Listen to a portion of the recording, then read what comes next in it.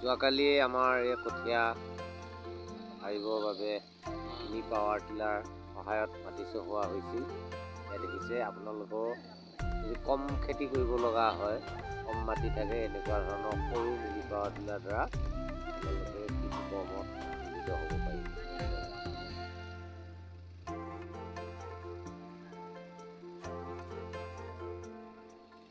মোৰ কথা